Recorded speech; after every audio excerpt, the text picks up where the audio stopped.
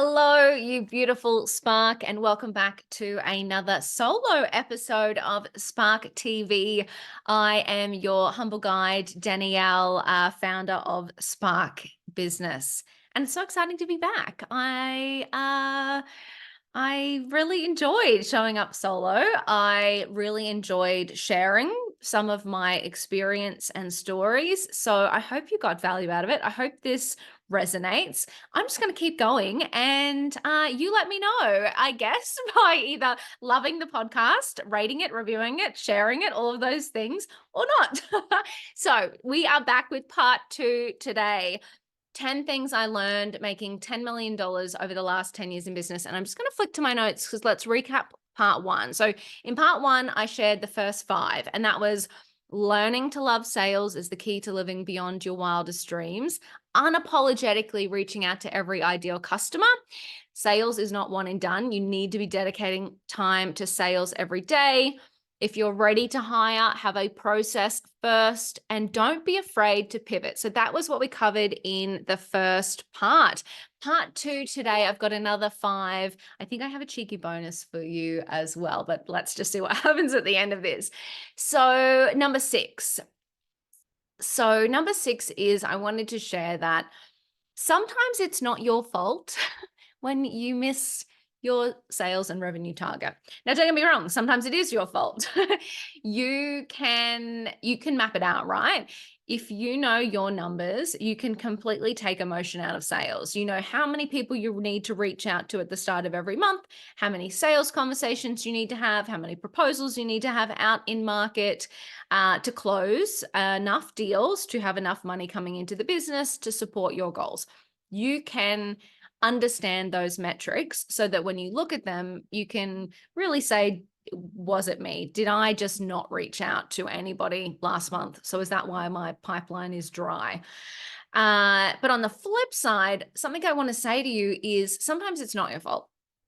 And that sucks because it's out of our control, but sometimes you actually need to give yourself a little bit of slack. So, and look, again, over the last 10 years, these are things that I have experienced viscerally. Clients having cash flow issues, right? You're not in control of your client's business or the way they run it. You may get to the stage where you have a client who you're delivering for that is not paying your invoices, and you need to fire them. Or they might come to you in advance and say, look, we've had changes in our businesses and we're not going to be able to support your service anymore. So your clients themselves may have their own internal business issues that affect what sales you thought you were going to have coming into the company. Look, it would be silly not to mention COVID. That really turned a lot of businesses upside down. Some people didn't make it, right? So not everyone actually made it through COVID. I know for us, so as Scrunch, the influencer marketing social agency, we had a really hard time. We had a lot of clients who were food-based businesses, retail-based businesses. And, we had one of the bigger retailers say to us, we actually can't be seen to be advertising right now because we can't support the demand. We've got empty shelves. So they pulled their campaigns. Like literally within a week, we lost hundreds of thousands of dollars worth of marketing campaigns. It was just, like everyone experienced, but it was a huge shock, right? Like it was the most difficult time, obviously, I've ever been through in business, where we had to look around at our people and go, what the are we going to do? But yeah, so it is a lesson I have learned, is that, as long as I'm across my numbers and I know when I'm showing up and doing my job, there will be things that are outside of my control. So sometimes I do need to, have a wine and cut myself a little bit of slack. So that's number 6. Number 7 is figure out what works for you when it comes to sales. So I keep saying this to everyone, you do not need to be a TikTok star to be a multimillionaire in business. There are plenty of businesses that do not do that, right? You need to figure out what works for you, for your customers, and what actually closes sales. So that might be an email strategy. It might be, you might have a really high ticket price point. So you may need to show up on one-on-one calls, which might be fine because you may not need to sell as many of them. But if that's what works for you, that's what works for you. If you are a networker and you love going to events, get yourself to every industry event that you can. I heard this great quote from is Alex Hormozy last week, and it was, there is evidence of success for any different strategy, right? You can wake up at 5 a.m. and be a millionaire. You can wake up at 10 a.m. and be a millionaire. You can work out, eat healthily, and be a millionaire. You can sit on the couch and eat junk food and be a millionaire. There is actually evidence for any different strategy, lifestyle, whatever, of people who are successful. So what I say to you is figure out what works for you, what lights you up, what makes customers part with their money. Do more of that. Definitely. All right, number eight. Oh, this was a hard lesson. Know the difference between a revenue and profit. I remember, oh my God, so baby business Danny, I was like, oh my God, when I had my first $100,000 month, I'm gonna buy a designer handbag. And I like, all of the rites of passage that I think that we think are gonna happen as milestones in our life and business. And so my business Scrunch has shareholders, investors, right? So the tip, and 10 years ago, it was all about scale at all costs. It was not profit driven. It was revenue driven. It was numbers driven. And I didn't realize that firstly, that money's not mine. Now that I've got investors, like that money's all everybody else's. That's the company's. I'm just earning a salary. So I was not having $100,000 in my bank. Thank you very much. I was having my lowly tech startup founder salary, and designer handbags were not on the menu. Let me tell you that. But yeah, so I really had to figure out firstly that I was an employee, not a business owner. And then as a startup founder who again had investors, the difference between revenue and profit. So we were really gearing the company to spend all of our money. We had a huge tech team. We had a huge agency team. We were spending everything that we made. And it was a real rude shock actually having to figure out that, yes, I, as the salesperson, was going out there selling hundreds of thousands of dollars worth of campaigns. But at the end of the day, we didn't have much money in the bank because that was all going straight back out. Profit now is the business. Now a decade later, when we talk to investors, they want to invest in profitable businesses. This time of, scale and users, I think, is over. And it's really all about profit. So really understanding your profit line is so, so important. So revenue is how much money you make minus all your expenses, and then whatever is left, that is your profit number. So making sure that you are financially literate is really going to save you a lot of stress when it comes to making decisions in your business. So if you don't have your head around that, I would really highly recommend upskilling with some of the financial basics, especially if you're new in business. Number 9. It's a lot simpler than you're probably taking it out to be. Okay, so tip number 9, things I've learned. Number 9, it's probably a lot simpler than you're making it out to be. So I think sometimes we think sales is hard. And, sometimes it's energy that's hard. So getting out of your bed in the morning when you have had a shitty night's sleep or a shitty customer issue the day before, sometimes it's actually your energy that is difficult to manage. Sales is actually not difficult. It's not complex. We complicate it by saying, I need to have this done first. I need to have the fancy pants proposal created first. I need to have my $1,000 CRM set up and perfect first. No, you don't. You don't need any of those things to make sales. I need my website to be fancy. No, you don't. You don't need any of that. When it comes to making more money, there are a few levers. There's probably 3 levers that you can pull. That is reach out to more people. So more of your ideal customer needs to know about you.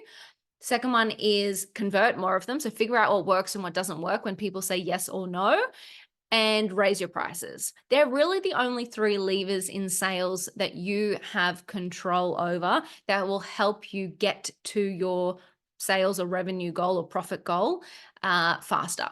So you can blame all of the other stuff. And sure, when it comes to conversion rate, having a better website or having a better social strategy or having a better proposal, whatever, will start to make incremental differences.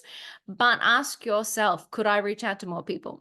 Could I raise the price of that product? What do you have control over now? That's actually so simple. So yeah, that's one thing I learned is we like to overcomplicate things for ourselves. So don't do that.